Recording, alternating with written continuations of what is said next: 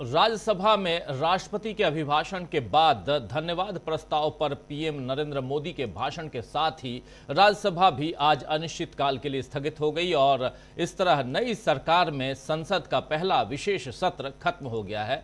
और कल लोकसभा में आपने देखा कि मोदी के भाषण में जिस तरह का हंगामा मचा था, आज वो राज्यसभा में भी जारी रहा, क्योंकि मोदी ने विपक्ष को निशाने पर लेने के लिए तथ्यहीन बातों को दोहराना जारी रखा। मोदी जी आज भी संविधान के नाम की दुहाई देते हुए नजर आए और विपक्ष को कोसते हुए नजर आए, जबकि नेता प्रतिपक्ष मल्लिकार्जुन खड़गे जब अपनी बात कहने के लिए उठे तो सभापति ने इसकी अनुमति नहीं दी, लिहाजा समूचे विपक्ष ने वॉकआउट कर दिया और सदन के बाहर निकलकर मल्लिकार्जुन खड़गे के साथ साथ तमाम विपक्षी दलों के नेताओं ने मीडिया से चर्चा की, मीडिया से बात की।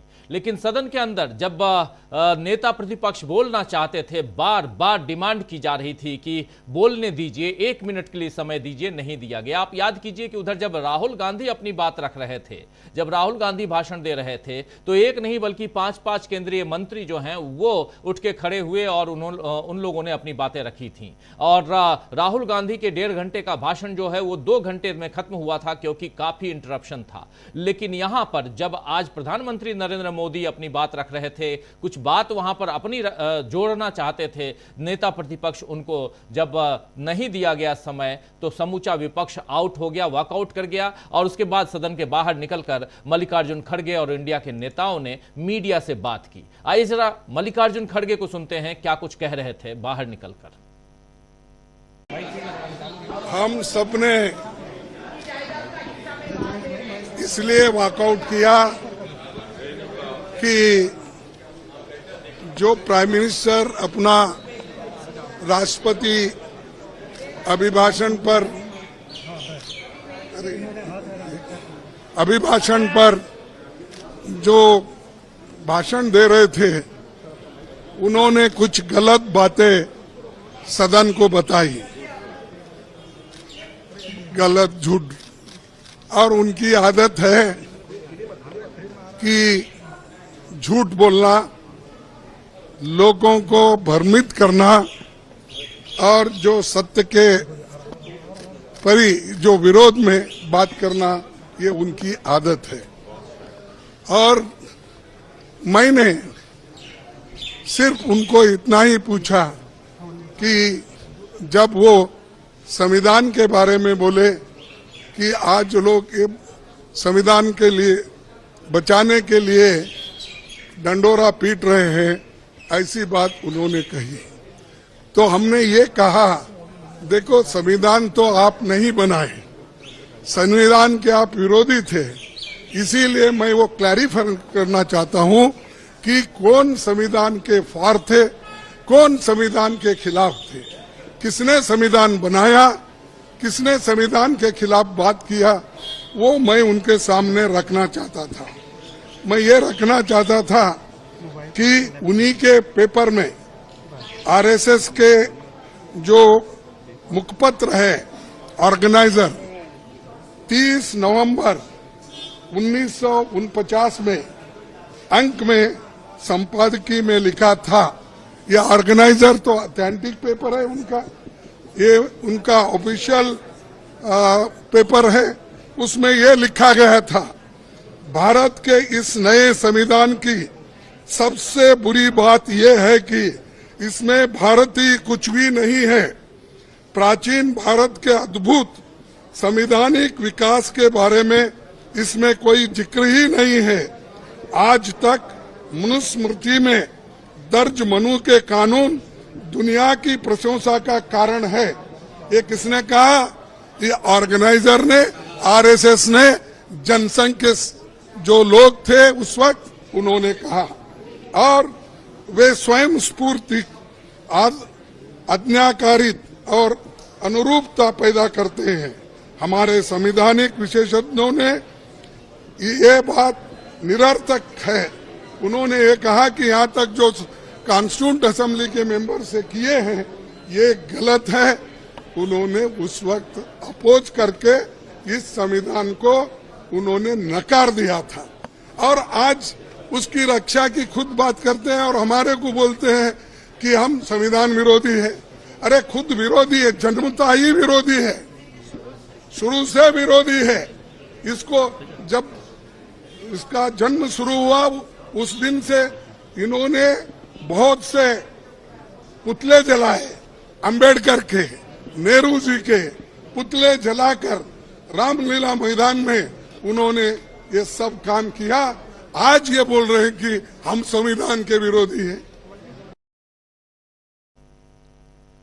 तो साफ साफ यहां कह रहे थे, अपनी बात रख रहे थे मल्लिकार्जुन खड़गे। और कौन संविधान विरोधी है, कौन संविधान विरोधी नहीं है, संविधान को लेकर ऑर्गेनाइजर ने 1949 में क्या कुछ लिखा था, ये सारी बातें यहां कहते हुए, रखते हुए, पूरा सब कुछ यहां विस्तार से बताते हुए मल्लिकार्जुन खड़गे। विपक्ष के इस कदम पर मोदी भी तिलमिला गए और सभापति भी तिलमिला गए। दोस्तों, आज जो घटना घटी है उस घटना के बाद परिस्थितियां बिल्कुल बदली बदली सी नजर आई और नरेंद्र मोदी से लेकर वहां आसंदी पर विराजमान सभापति महोदय जो हैं वो भी तिलमिलाए हुए नजर आए, क्योंकि विपक्ष जो है वो वॉकआउट कर गया। ये बात पसंद नहीं आई और नरेंद्र मोदी को भी पसंद नहीं आई और ये बात पसंद नहीं आई उधर सभापति को भी। और इसके बाद सभापति ने अपनी बात रखी और खासकर सभापति ने यहां जो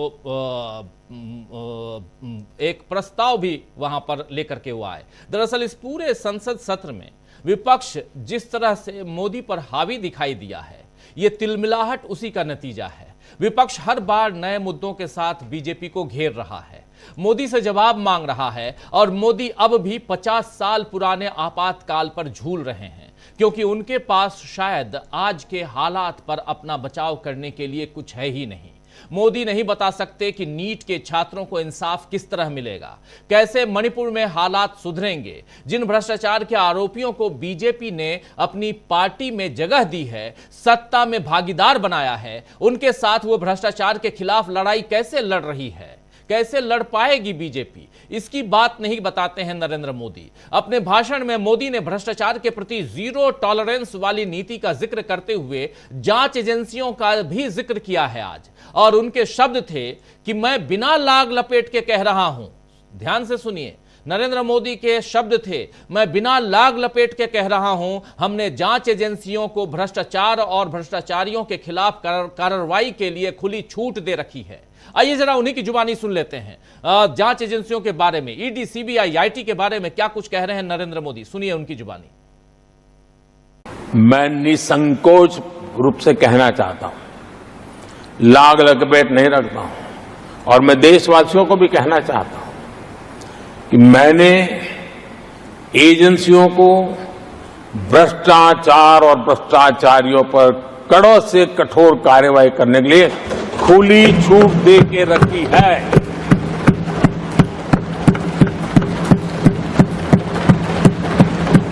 सरकार कहीं पर भी टांग नहीं अड़ाएगी। हां, वो ईमानदारी से काम करे, ईमानदारी के लिए काम करे, ये मेरी सूचना है।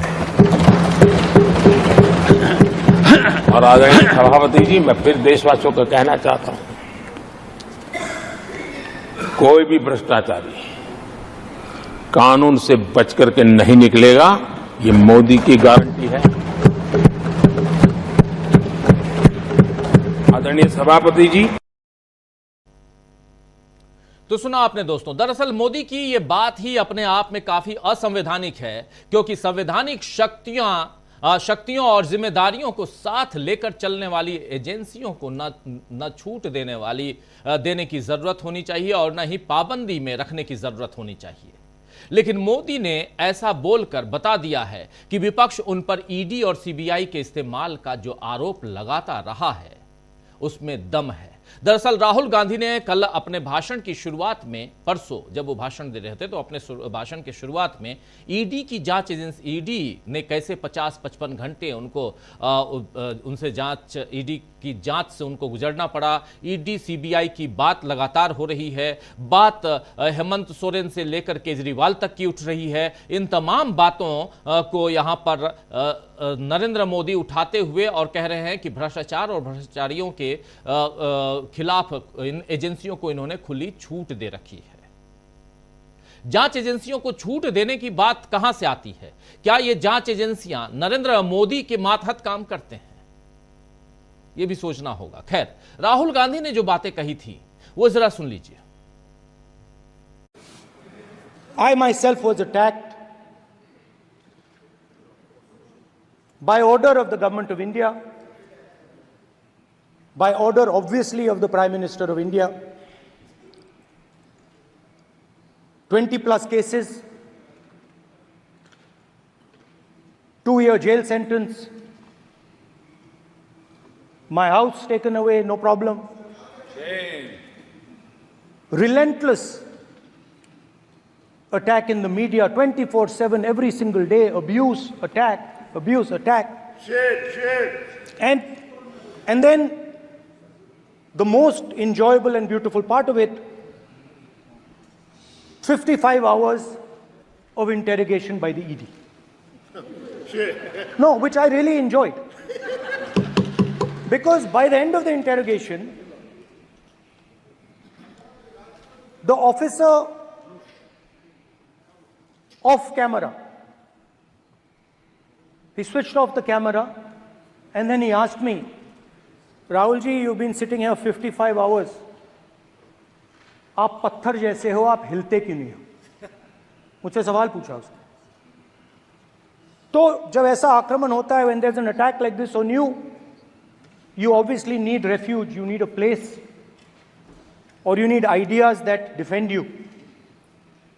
So today I want to start my speech by telling my friends in the BJP and the RSS about the ideas that we used, the entire opposition used, to defend the idea of India. Where these ideas come from? तो यहां आप सुन रहे थे राहुल गांधी को, और राहुल गांधी ने जो बातें कही हैं, शुरुआत का अगर सेंटेंस याद कीजिए तो वो नरेंद्र मोदी की जो जांच एजेंसियों का जिक्र कर रहे हैं, वही बात तो यहां नरेंद्र मोदी आज प्रूव करते हुए नजर आए, जो कह रहे हैं कि मैंने खुली छूट दे रखी है जांच एजेंसियों को। दरअसल मोदी तीसरी बार सत्ता में तो दोस्तों लौट आए हैं, लेकिन इस बार बहुमत वाला दम उनके पास नहीं है, और न ही पहले की तरह कमजोर विपक्ष उनके सामने बैठा है। विपक्ष मजबूत बैठा है। मोदी को इस बात का पूरा एहसास है कि उन्हें अब कदम कदम पर मजबूत विपक्ष का सामना करना पड़ेगा, और उसमें भी लोकसभा में राहुल गांधी उनके सामने होंगे। राज्यसभा में मल्लिकार्जुन खड़गे और इन दोनों की जोड़ी ने कांग्रेस में कैसी नई जान फूंकी है, इसे भी वो जानते हैं।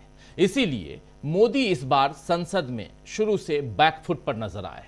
संसद सत्र की शुरुआत में उन्होंने विपक्ष को कमजोर होने की नसीहत दी थी, और आखिरी दिन तक आते आते मोदी विपक्ष पर संविधान के अपमान का आरोप लगाते हुए नजर आए।